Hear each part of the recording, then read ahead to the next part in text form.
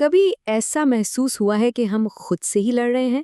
یعنی ہم جانتے ہیں کہ ہمیں کیا کرنا چاہیے، لیکن پھر بھی کوئی چیز ہے جو ہمیں پیچھے کھینچتی ہے۔ دراصل زندگی کی سب سے گہری حقیقتوں میں سے ایک یہ ہے کہ اصل جنگ باہر نہیں بلکہ ہمارے اندر لڑی جاتی ہے، اور اس ایک بات کو سمجھنا ہماری اپنی اندرونی دنیا کو دیکھنے کا پورا نظریہ ہی بدل کر رکھ سکتا ہے۔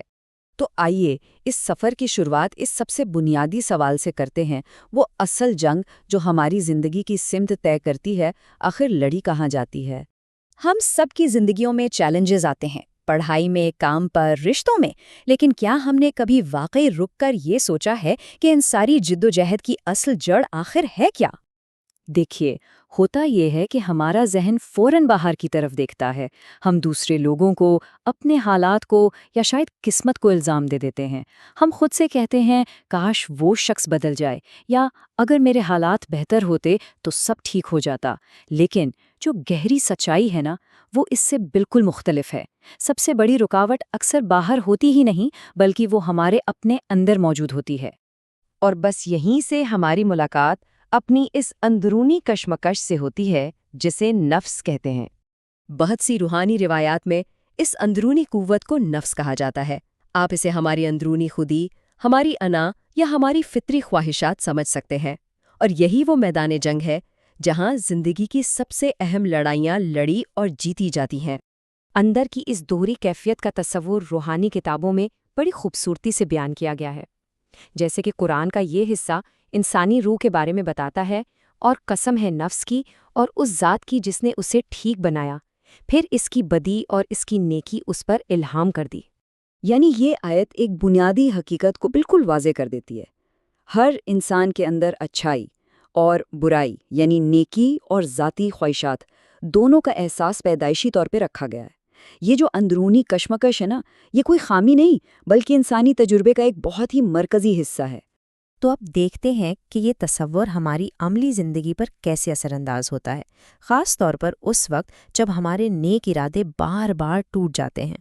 یہ منظر ہم سب کے لیے بہت جانا پہچانا ہے۔ ایک طالب علم فیصلہ کرتا ہے کہ آج سے روز بڑھے گا۔ کوئی شخص نیت کرتا ہے کہ کل سے غصے پر قابو رکھے گا۔ کوئی فجر کے لیے جلدی اٹھنے کا ارادہ کرتا ہے۔ نیتیں بہت اچھی ہوتی ہیں، ارادہ بھی اس وقت تو بہت مضبوط لگتا ہے، لیکن پھر ہوتا کیا ہے؟ کچھ ہی دنوں بعد سب کچھ واپس پہلے جیسا ہو جاتا ہے۔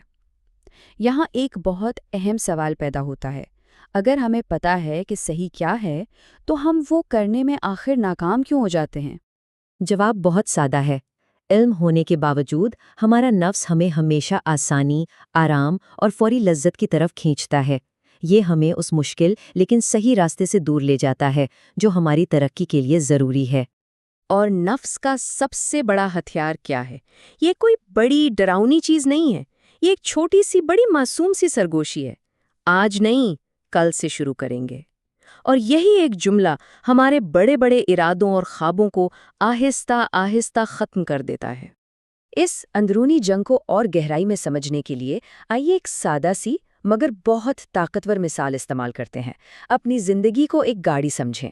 سوال یہ ہے کہ ڈرائیور سیٹ پہ کون بیٹھا ہے؟ تو تصور کریں کہ ایک انسان ایک گاڑی کی طرح ہے۔ اس مثال میں اس کے 3 اہم حصے ہیں۔ عقل جو ہے وہ اس گاڑی کی ڈرائیور ہے، دل وہ کمپس یا قطب نما ہے جو صحیح راستہ دکھاتا ہے، اور نفس اس گاڑی کا طاقتور انجن ہے۔ اور بس یہیں پر پوری بات واضح ہو جاتی ہے۔ اگر انجن یعنی نفس بہت زیادہ طاقتور اور بے قابو ہو جائے تو ڈرائیور چاہے کتنا ہی ماہر کیوں نہ ہو، گاڑی غلط سمت میں ہی جائے گی۔ اصل کنٹرول انجن پر ہونا ضروری ہے۔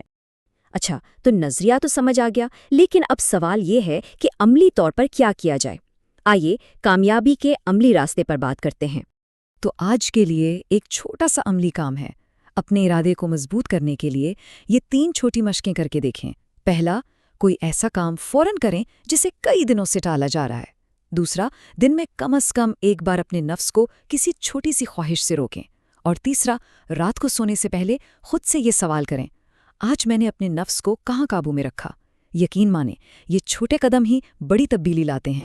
آخر میں آئیے اس پوری بحث کا خلاصہ کرتے ہیں اور یہ سمجھتے ہیں کہ اصل طاقت کا راز آخر ہے کیا۔